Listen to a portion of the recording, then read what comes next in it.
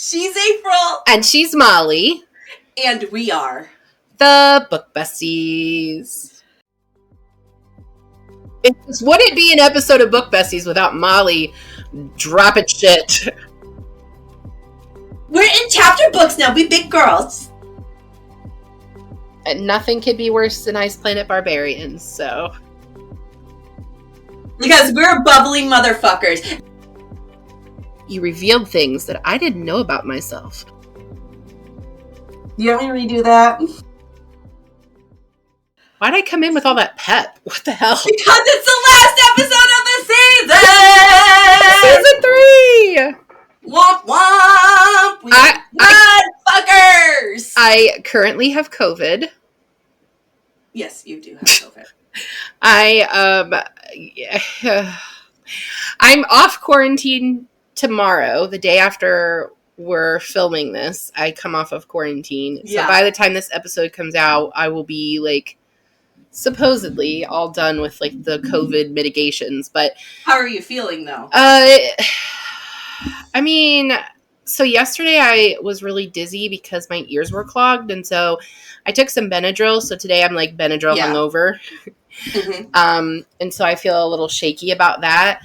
And Benadryl does that to everybody. I feel like. Also, my sugar has just been really weird because I wasn't really eating right, and so your stomach's full of snot. You don't want food in your belly. Yeah, so I didn't really eat a lot. So I kind of feel like I maybe have lost some weight over the past week, which is fine. I definitely can stand to lose some weight, but America can stand to lose a few pounds. But the biggest complaint that I have is I have really bad problems with my hips. I have arthritis in my hips, and the joint pain that's come along with COVID.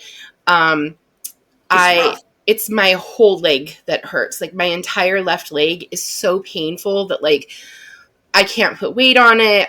It's just been bad. My left hip's my bad hip too. And that's the one that James napped on while he was in utero. We have 3D ultrasound pictures of him laying his head on my hip. Fucking ridiculous, but it's true. Rude. It was very rude. So he goes to the left. Yeah, always. And so, I guess it was better than Sam, who decided to stand up and down and kick my cervix like he was trying to escape for 9 months. He was a beanpole. I was like, brah, stop it. Super rude. Super rude. But yeah, so basically this is what happened. Last week, Sam's our youngest, he had a stomach bug. He got sent home from school vomiting, and he had a little bit of a fever. It was 100, 101, wasn't really that big. He threw up for 3 days and had diarrhea for a day. Yikes. It was 100% a stomach bug, right? Absolutely, 100% a stomach bug. But he missed so many days of school that I had to take him to the doctor to get a doctor's note. Right. While we're at the doctor's office, she does strep, COVID, and flu. They have to now. Because they have to. Because all these damn germs are everywhere and changing. Right.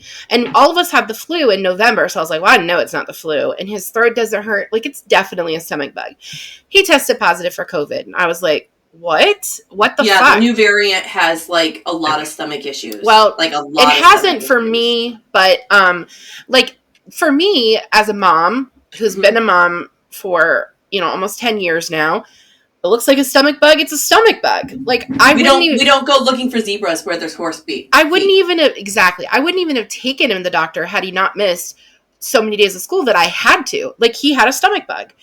So the day before I took him to the doctor, Tom texted me while I was at work and was like, I'm fucked. I have a fever and I feel terrible. And I was like, oh no. So when I got home that night, his fever was 102.8. It was high. Tom's? Yes. Damn. I know. So I was like, baby, I think you maybe have COVID. He's like, I don't have COVID. There's no way. No one in the house has COVID. I haven't been anywhere. It's not COVID. I've been home with Sam.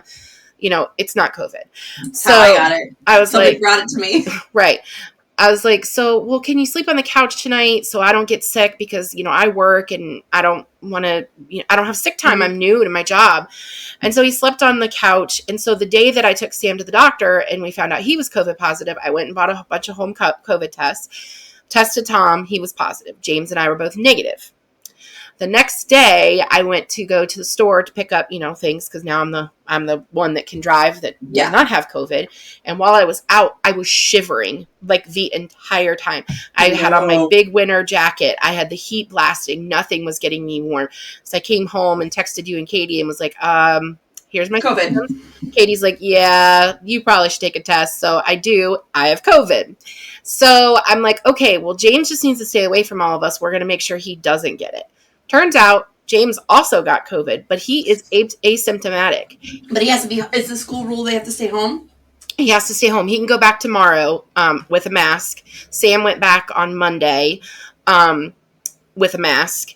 But he's asymptomatic. He has 0 symptoms, no fever, no stomach. Is he going to be able to handle the mask okay? I know sometimes those are a struggle for him. I'm not sure how he's going to do with it. He has a mask exemption, but because he's COVID positive, it doesn't apply. He has to wear it. I don't know how he's going to do. We'll see. But he doesn't have any symptoms. Like, he tested positive for COVID, but he truly is asymptomatic. That's great. Literally nothing. I'm really glad he didn't get sick. But it's just, Yeah. But I go back to work tomorrow, and I'll be masked, for the 5 days. And I'm going to make up hours this weekend because I was supposed to work the weekend that I was sick. So I've actually missed now 4 days of work, and that was all my sick time. So I'm making up 2 of those days. Yeah. Yeah. We've been I got all my seeds in for the spring. There goes all my books. I was trying to readjust. Would it be an episode of Book Besties without Molly dropping something, looking out the window, something? ADHD moments with Molly. I'm finished all my Christmas shopping. I mailed everything. I mean, I mailed you a box yesterday. And I got it this morning. I cannot fucking believe. Did you open it? Did you see Santa? I opened the outside box to read. The inside box is for under your tree. That is just for April, not Bestie April. Here is the inside box, which is like America Santa. It's Matthew and I have dubbed him "Fuck yeah, America Santa." There are so many. Do you remember flags? Fuck yeah, America! I'm gonna put the link for that in the comments because that was a claymation movie from the early 2000s. Oh my god! But that's all I think of when I saw that, and I was like, "Oh my god!" I mean, oh my god! I'm gonna have to explain this to April. I love stars, so the blue and white with the stars is so beautiful. But like the longer you stand at look at the Santa mural, which you know what, put it in a picture of it in the story so everybody can look at it because like I actually don't think it's that bad. But you're a Republican. You love the American flag. Yes, it's true. You love the American This is flag. the appropriate box for your Republican friends. You should fuck yeah, America. Put a gun in it for them with some camel on his shoulders, an NRA hat, a Trump 2020 sign in the back. Don't send me Trump stuff. No, I won't. No. I did send you one other gift, though. You did. That is for Bestie April. Should I open that now? Yes, please do. I hope you don't have this already. I was really nervous you already have this. I don't know. We will see. I did not open it. It came a while ago, and I just kept forgetting to bring it up here. So, it has a note that says, "Merry Christmas from your book bestie." But what it actually says is "Note from buyer. Can you add a note saying Merry Christmas from your book bestie?" ? What an asshole!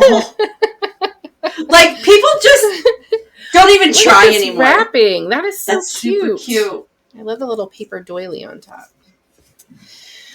So there was an option for scented and unscented, and I went unscented. Okay, good call. Yeah, I figured.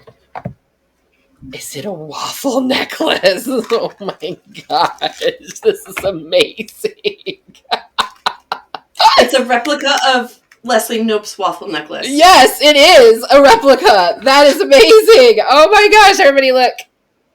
Hope with Nope. I do not have this. I love it. Sure if you had it or not. I fucking love this.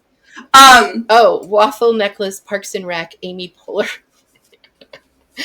But it came with the option of smelling like waffles and syrup or not. And I was good call on the not. I was like, I have sensory issues. Yeah. I'm most certainly sure my bestie's going to have sensory issues with this. Yes, your bestie does. Oh, I love this so much.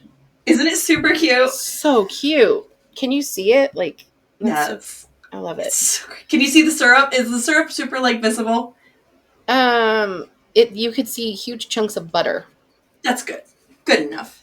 It's so very your gift, cute, and Leslie would have eaten hers with whipped cream anyway. So yeah. Mm-hmm. Your gift you let your husband pick. I didn't let him. Just to clarify, I didn't let him pick it out. He sent me 2 links and said, "Buy this for Molly for Christmas." I was like, I haven't picked Molly a present out yet. He's like, "No, this is what we're going to get her," and I was like. I get the point, Tom. Okay. I get the fucking point. I move a lot. My mic... Tom and I sent her a sound screen, which I actually have one of those too, that he bought me. Right. It's a beautiful color green, by the way. Oh, yeah. I love the color. Yeah, he picked a different color, and I was like, no, green's our favorite color.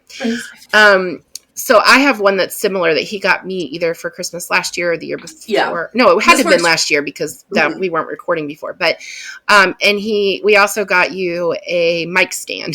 So yeah. I'm gonna have to get a mic stand, like a boom attachment for it because my desk's too wide and the mic can't fit on it without being like on the other side of the room. But the screen's perfect for my desk. Like, it goes right around the mic, and you can just shove it in the corner, and it kind of just... I mean, I sound good, don't I? You sound great. Yeah. So, I mean, it works. I get your point, you smart-ass, Thomas. Yeah. I mean, so it's not, like, the most sentimental gift, I'm sorry, but... No, but it's logical.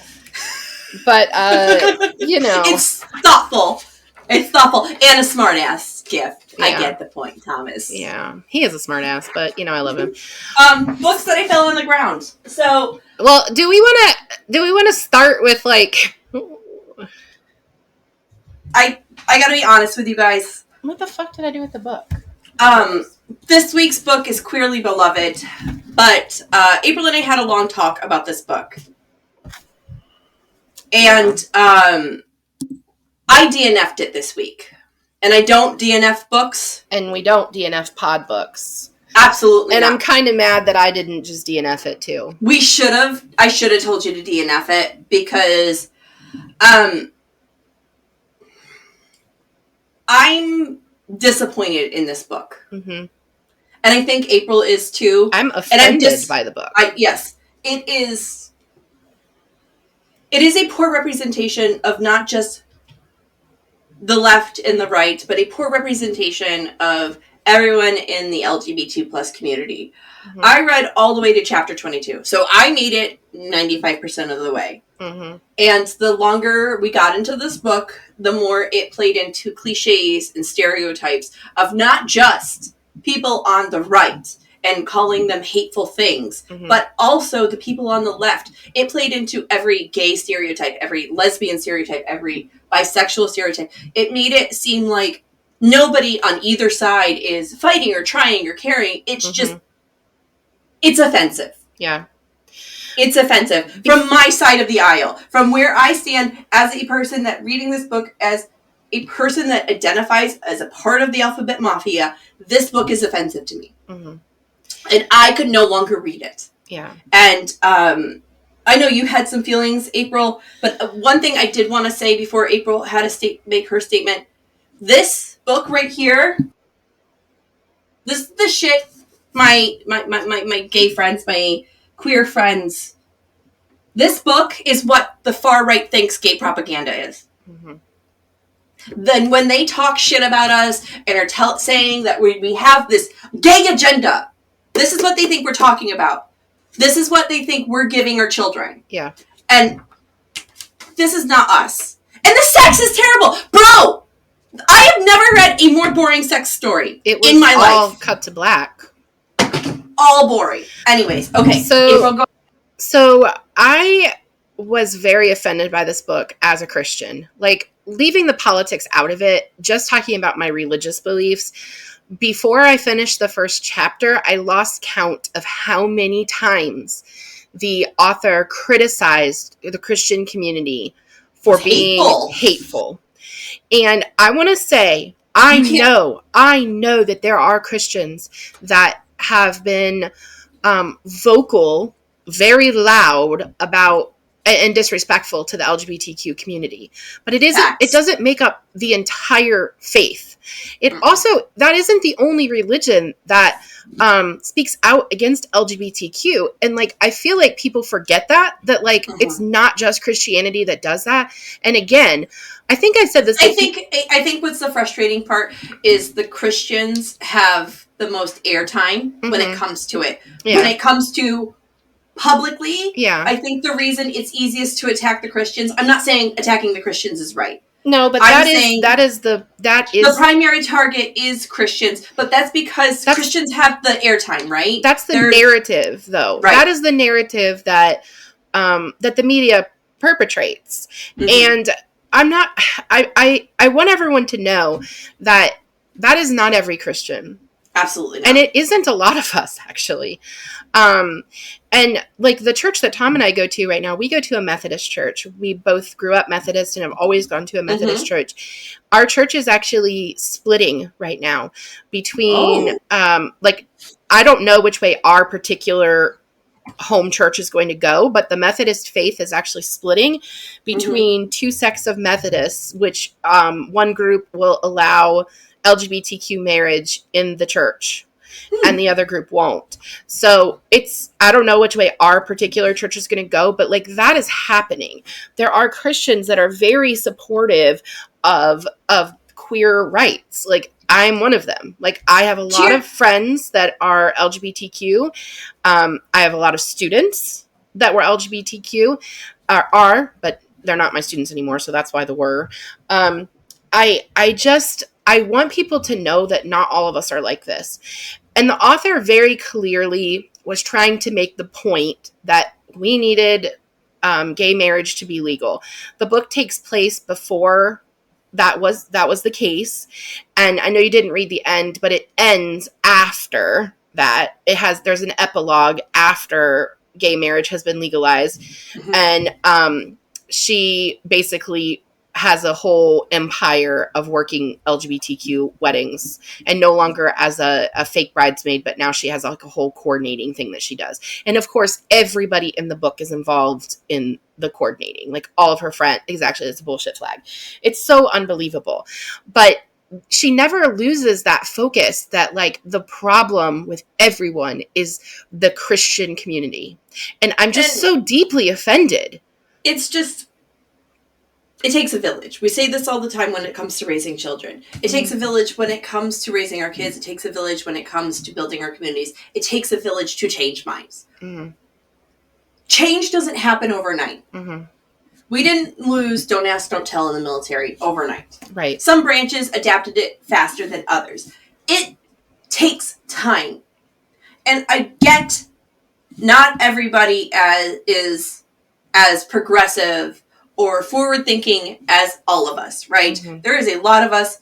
I have a family member that doesn't like using they, them as a pronoun. They think it's ridiculous. I have several family members, actually, that think it's just unnecessary, that people that feel that way are invalid. And there is a lot of different ways of thinking. And I'm not saying how those people think are right or wrong. I'm saying it takes time for people to change. Yeah. And books like this make it seem like nobody's ever going to change. Right.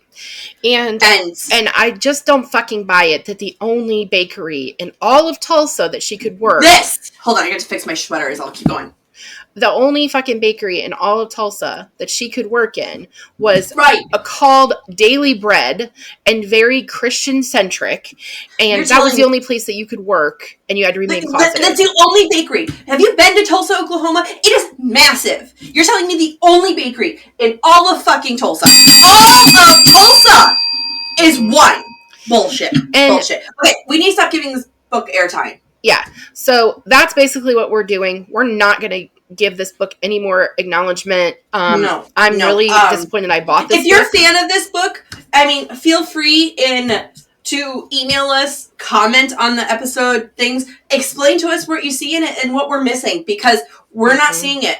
But Goodreads, go peruse Goodreads before you pick this one up, because there are a lot of people that feel the same way that we do. One of the things we've always told you guys is we're going to be honest. That is one thing you come here for, is honesty about books. And we've set a new standard today for Book Besties from here on out. Yeah. If a book is disrespectful, disgusting, anything of this way, shape, or form, we feel it's going to insult us or you guys, we're not going to represent it. We're not going to give it a platform. We are not going to let hate live in this world. It's not even... Because we're bubbly motherfuckers, and we are happy, and we don't want that fucking anger in our lives. It's not even a good meet cute, guys. It's not even a good sex book. Like, it's none of that. So what you would think of a romance novel, it's not that. So just don't get the thing that saved... What the fuck was that fishy one we read?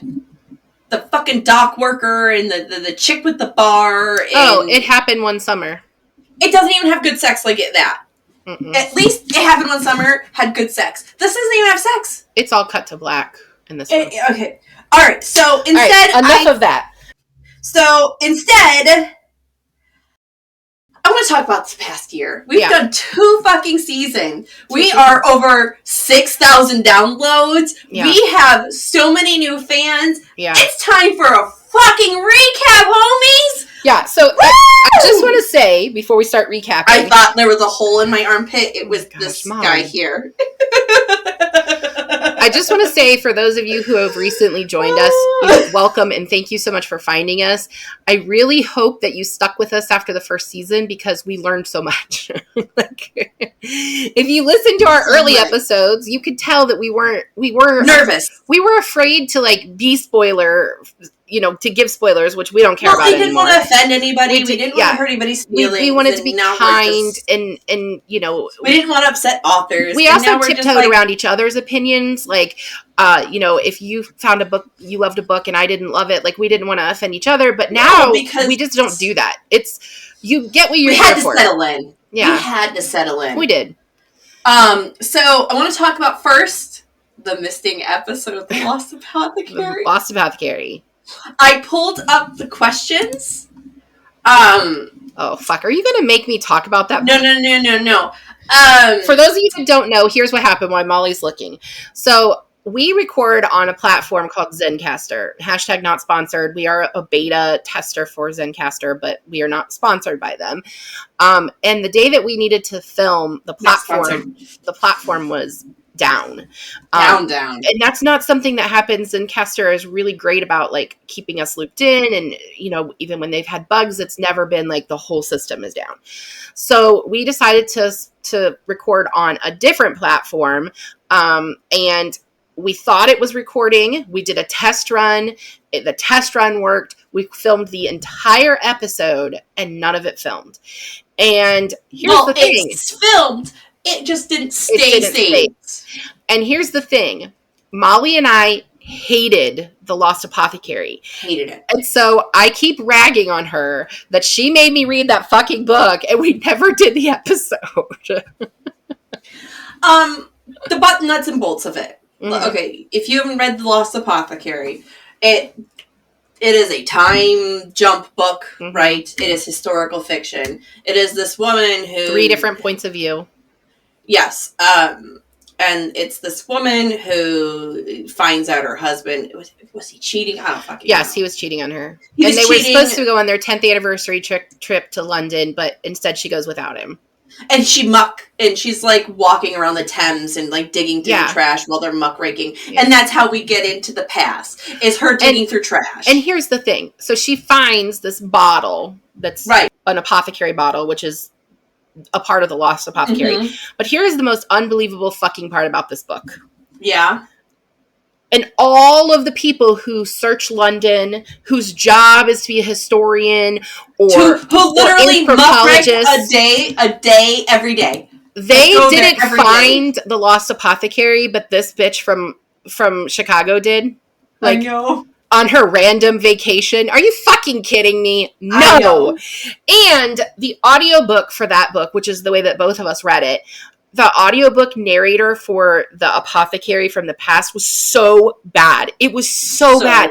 It was like a really bad Cockney accent from like the 1700s. And it was just like a bad accent. Like you could tell it wasn't real. It was so bad.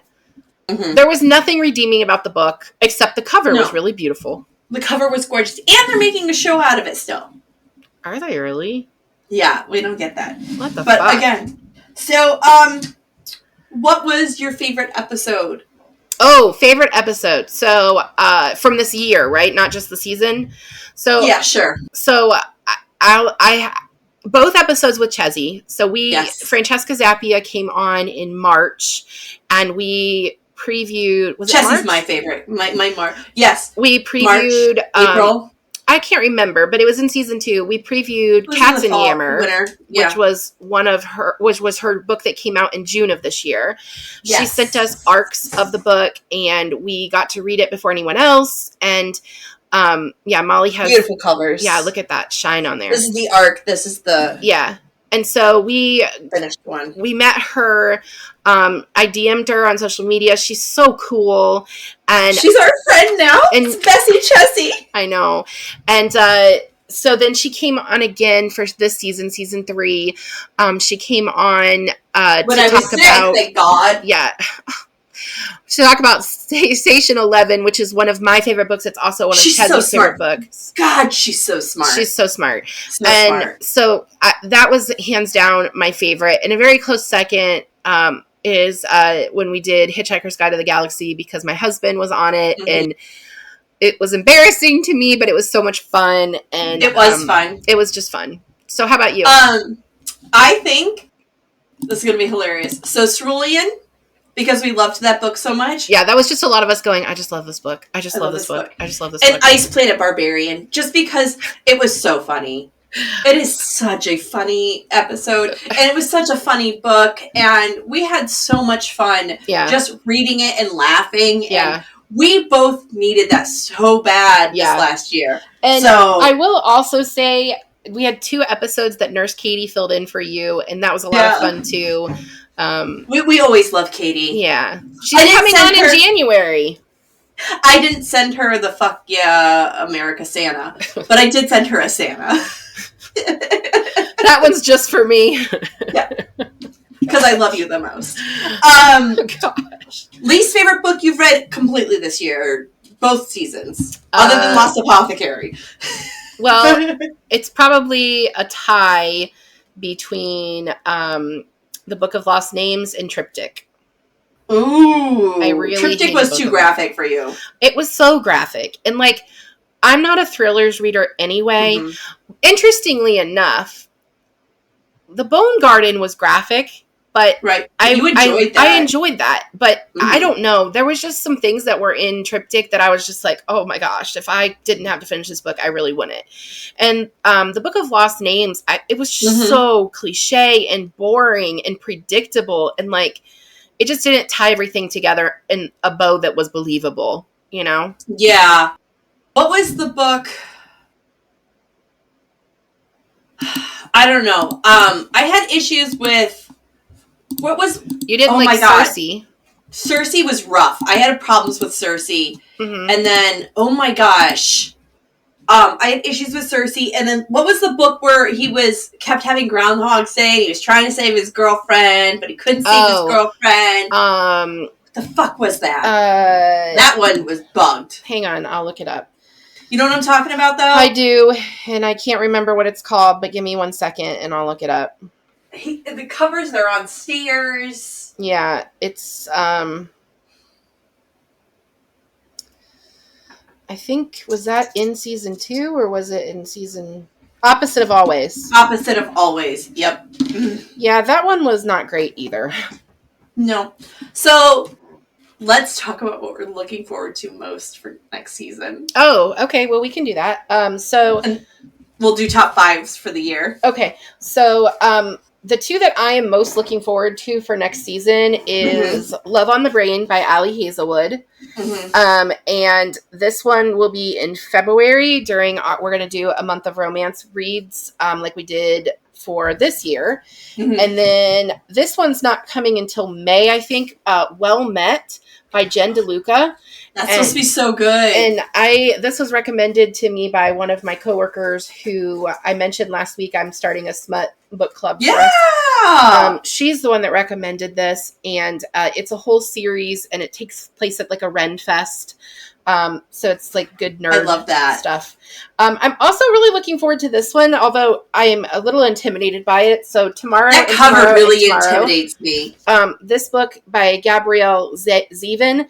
It's everywhere right now. It has won a shit ton of awards. It just won Goodreads, like Book of the Year or something.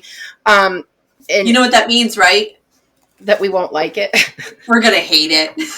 We don't usually like the big award winners, but I'm a little intimidated by it. But it is a fan suggestion, and so it's our. It looks good. I'm just nervous by it. It's our first episode for season 4. So when we come back in January, that will be the book that we'll be talking about. So the two I'm looking forward to the most, Delilah Green. I read this year. I bought it. Okay. This book, Delilah Green goes on into the book partner list, like book boyfriend, book partner. Delilah Green is in there now. She's a book boyfriend. Awesome. A book girlfriend. She is just Delilah Green. And then this one, it's American Royals. I haven't read it yet. I keep seeing it. Like, it's very popular. Have you read that one already or no? No, I haven't. Okay. These are the two I'm looking forward to. I've read this one because it was a filler for season when I needed it. After we read a really dark book and I needed this. Yeah. Oh, The Astonishing Color of After. Oh my God, that book was heavy. Yes, that was a heavy one. And I think we did heavy really back to back. So we really Turtles did. All the way down, and it ends with us, and then The Astonishing Color of After were like all right together. I think there was like a book in the middle when we had Alexa on to talk about Granted. Granted was in the middle of that. Let me look. I'm going to pull it up. No, right now. I think Alexa was in the middle of that too, where we did.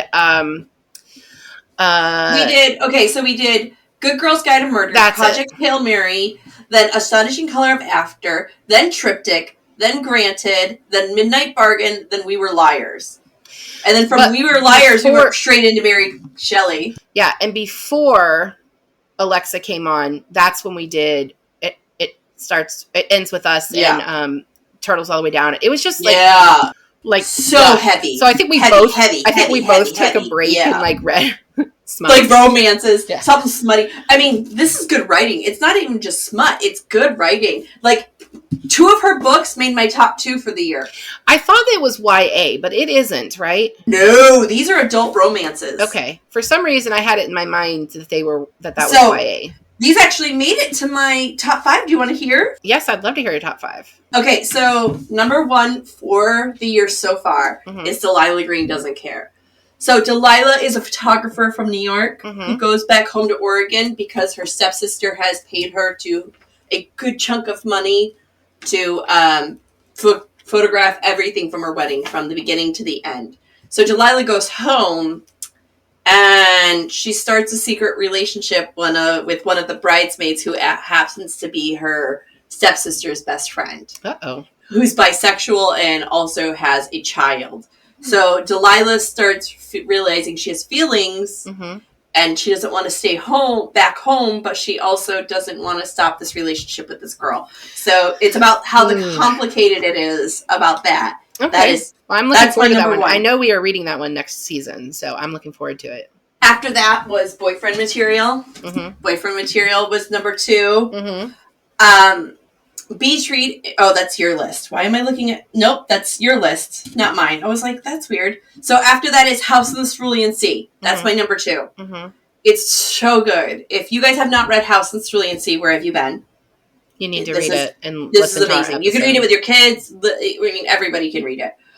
Project Hail Mary is number 3. Project Hail Mary was number 3 because his writing is spectacular. It's smart. It's It's very good. creative. It's well thought out, right? Right. I hated the ending, but it's well thought out. Number 2 is a tie. Both of these were not pod this year. It's Astrid Parker Doesn't Fail, which this is a spin-off from this book. And then Eliza and Her Monsters. I reread it this year. Love Jesse. Oh, shit. Tom's gonna kill you. He really is. But Astrid is about the sister from this book. Astrid doesn't get married in this book, and she comes out late in life and learns that she doesn't know if she's bisexual or pan, but starts falling for a woman for the first time ever. And this is her story about learning about her sexuality and stuff. It's fantastic. Gotcha. Fantastic. And then my final book was Love Hypothesis for this year. So what's your top 5? So confession, I had difficulty making this because I had a top 10. Yeah, of course you do. So I pulled off some of them after I made my list, and these are it's 6 because I put 2 books together. So yep, me too. My top. All right, so number 1 for me this year was The House on the Cerulean Sea. I loved this book, and I was so surprised by this book. Fantasy isn't usually my favorite. Although surprisingly this year, I loved this book, but I also liked ACOTAR. That didn't make my top 5 list though.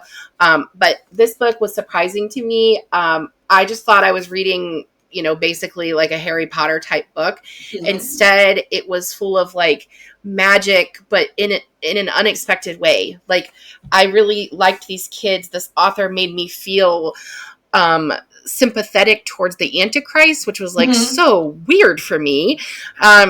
And there's a cute little hidden love story that you don't expect either. I still maintain that the magical creature that the one guy wasn't it for me, but the Phoenix. Yeah, that wasn't it for me, but I really liked that book. It was my favorite I read this year. So second place was The Love Hypothesis. So I loved this book. We had been seeing it all over the Book Talk, and it gave us unrealistic expectations for Book Talk because it sure did. We ended up not liking a lot of them that we read after that. But right. Adam Carlson is a book boyfriend for me. Like, this book was so hot and spicy, and I love a slow burn. I love it, and it took so long to get to the sex in this book, and I was just like, I was so hooked by the time we got there. So that was it for me. And I'm very much looking forward to reading her second book next season. All right. So in third place, it's a tie for me between these 2 books by Emily Henry, Beach Read, which we read for Pod, and Book Lovers, which we're reading. Is Book Lovers good? It's good. And we're reading it next season. Woo! Good. So I have it on the list. We are reading it, I think, in February as well. Mm-hmm. But so we read Beach Read for Pod in June when we did July. We did like beach reads. And that was one of them that we picked. And I fucking loved it. So, it was so good. I bought Book Lovers. I also bought People We Meet on Vacation, which I haven't read yet. But those are the 3 books by Emily Henry that are out that are adult romance. She also has a YA series. I haven't read that. So I liked the side story better in Book Lovers, but I liked the romance better, like the couple better in Beach Read. Yeah. So for me, it's equal. But Emily Henry writes it. I'm gonna read it. Like, hands down. She is quickly becoming one of my favorite authors. All right. So then in fourth place, Boyfriend Material. I am currently reading Husband Material, which is the sequel. I have it right here. I have it with my bookmark in it. I love this book. I thought it was going to be a cheap knockoff of Red, White, and Royal Blue. But it's so good. But it wasn't. It's so good. Luke's voice is so funny to me, and he and Oliver just make a great couple, and I really like it. I had a friend tell me that she liked that more than Red, White, and Royal Blue. Now, I don't know about that because I feel like Red, White, and Royal Blue was really like my first like dive into romance novels that I was like, oh, I understand why people read them. Yeah. And in 1 year, I read Red, White, and Royal Blue 4 times. So right. You get it. I got it. Yeah. I got it. And my 5th top book this year is one we just read last week, which is Spoiler Alert by Olivia Dade. So good. Olivia Dade, let me just tell you, not only did you basically put me in a book, you revealed things that I didn't know about myself, like that I want my name screamed out. I did not know I wanted that, but now I really do. It's really upsetting when a book like opens you up to things that you didn't realize about yourself. Sometimes it's insulting and you're like, fuck you, that was rude. And other times you're like, well, okay then. I saw an Instagram reel yesterday of an audiobook narrator that she was listening to. She was narrating for a book that had two voices, and she was listening to her partner on the audiobook do his part. His part, yeah. And I think he said something like, "You're a good girl" or something, and she laughs and says, "Well, now I have to add praise kinks to my my tropes." And I think that I might be a praise kinks girl. Like I like it when they're like, "Yeah, you're a good girl," and all these things. Like, yeah, okay. But I think I've said this before. I don't really like being talked to during sex. But now apparently I want my name screamed out. So I don't know. Was there any books this season or this year that you read? Any books, pod, not pod, challenge related, any books at all that surprised you this year? Because I have one. You go ahead and tell me your one, and I'll look through my Goodreads list. Let's see if I can find it. I'm hoping I have it right here. I haven't finished it yet. It's called... Oh, shit. I think it's on my nightstand. It's called Hood Feminist. And it's about how we can't be fully... Let me see if I can find it. It's a book for white women from black women about how we can't call ourselves fully feminists unless we're standing up for all women. And it talks about the plight and the problems and the struggles of women of other cultures that we're not dealing with. It's well written. And it really shows that feminism, when we say we're feminists, it's not just this, right? Yeah. A feminist isn't just a cisgender white woman. Right. A feminist is bi women, women that are non-binary, that are gender women, but see themselves, non-binary, right. Or trans, or like feminism isn't just one thing, and we need to remember that. Yeah. And this kind of reminds it was surprising. I knew it was going to be informative, but there were things in there I go, fuck, I need to check my privilege. Yeah. And I think we need books like that sometimes. Books that tell us, check your fucking privilege. I don't read a lot of nonfiction, so I don't have that. But the one we read this year together for Pod that was really surprising for me was The Guncle. Oh my God, yes, that's on there too. It looked like some cheesy, sappy thing. I thought it was going to be a rom-com, but it was more of a tearjerker than I thought it was going to be, but it was so good. So family warm and heartfelt. And I really, really enjoyed that. And I hope that they turn it into something because it was really good. And the author, Stephen Rowley, actually gave us shout outs on his social media, which was so cool. So thank you for that. I think he follows us. I'm not 100% sure. I'm not sure if he does, but he kept sharing our stuff, which was awesome.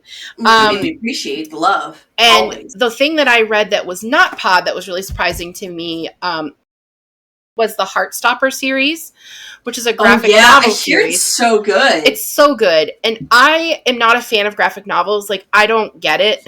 My son is obsessed with graphic novels. I love them. It's not my thing, but I know it's very accessible for people that do have ADHD, do have like neurodivergence. It's just not really my thing. But I read all 4 of the books from the Heartstopper series and watched the first season on Netflix. It's so good, guys. It's so good. It's YA, LGBTQ. The 2 main characters, one is gay and one is, he didn't know he was bi. He develops feelings for his friend, and he's like, "Oh, maybe I'm bi." Bisexual, yeah. There's also a transgender girl.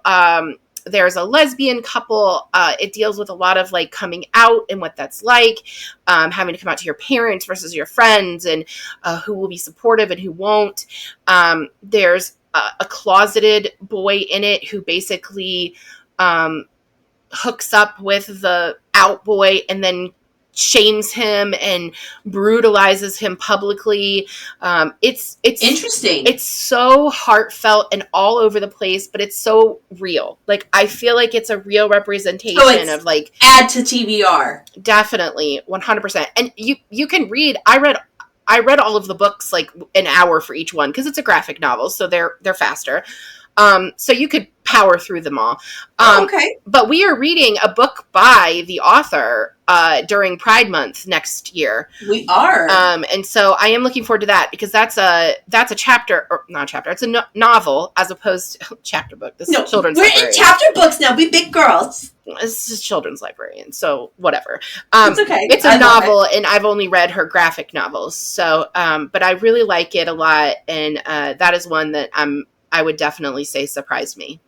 I really only picked it up because I, at the time, was working at a middle school, and my students kept asking for it. And what I needed to make sure of was that there was no sex in it, because I don't have a problem. It was appropriate. Right. I don't have a problem with LGBTQ representation. I don't have a problem with LGBTQ sex in a book. I have a problem with sex in a book at all in a middle school. Like, we've got to be careful about that. It's not, and it's definitely not your place to give that to children. Right. If a parent wants to give it to them, that's fine, but that is not your place to do that. And being that it was a graphic novel, if they were having sex, like, we're now, there are pictures of sex. That's porno. Right. So I couldn't buy it if I hadn't read it. So I read it and I quite enjoyed it. And there's no sex. So if you do have a middle schooler or a high schooler, especially one that's questioning, I definitely pass that one along to them. Yeah. Interesting. I have no more questions. Did you have any questions to wrap up?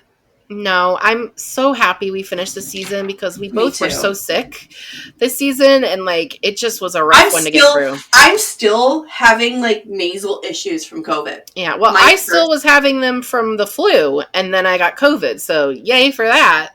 Yay for that. Yeah.